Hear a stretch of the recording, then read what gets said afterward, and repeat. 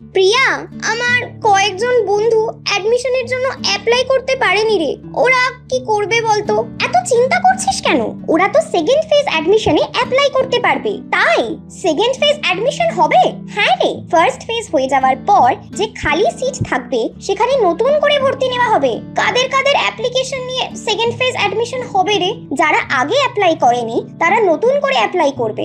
আর যারা ফার্স্ট ফেজে seat allotted হওয়ার পরেও ভর্তি হতে পারেনি বা যারা ফার্স্ট ফেজে ভর্তি হয়েও ভ্যাকেন্সি লিস্ট বেরোবার আগে অ্যাডমিশন ক্যান্সেল করেছিল বা যারা ফার্স্ট ফেজে কোনো সিট পায়নি তাদের পুরনো অ্যাপ্লিকেশনটাই গ্রাহ্য হবে এবং তাদের নতুন ভ্যাকেন্সি লিস্ট অনুযায়ী প্রেফারেন্স লিস্ট এডিট করতে হবে। তাহলে তো এখনো সুযোগ আছে।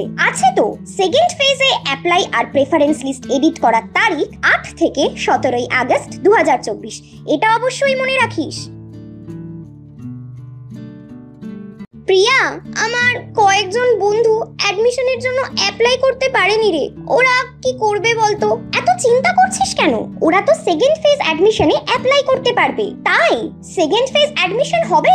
হ্যাঁ রে, ফার্স্ট ফেজ হয়ে যাওয়ার পর যে খালি সিট থাকবে সেখানে নতুন করে ভর্তি নেওয়া হবে। কাদের কাদের অ্যাপ্লিকেশন নিয়ে সেকেন্ড ফেজ অ্যাডমিশন হবে রে? যারা আগে অ্যাপ্লাই করেনি তারা নতুন করে অ্যাপ্লাই করবে। আর যারা ফার্স্ট ফেজে সিট অ্যালটেড হওয়ার পরেও ভর্তি হতে পারেনি বা যারা ফার্স্ট ফেজে ভর্তি হয়েও ভ্যাকেন্সি লিস্ট বেরোবার আগে অ্যাডমিশন ক্যান্সেল করেছিল বা যারা ফার্স্ট ফেজে কোনো সিট পায়নি তাদের পুরনো অ্যাপ্লিকেশনটাই গ্রাহ্য হবে এবং তাদের নতুন ভ্যাকেন্সি লিস্ট অনুযায়ী প্রেফারেন্স লিস্ট এডিট করতে হবে। তাহলে তো এখনো সুযোগ আছে। তো সেকেন্ড ফেজে অ্যাপ্লাই আর প্রেফারেন্স লিস্ট এডিট করার তারিখ 8 থেকে 17 আগস্ট 2024। এটা অবশ্যই মনে রাখিস।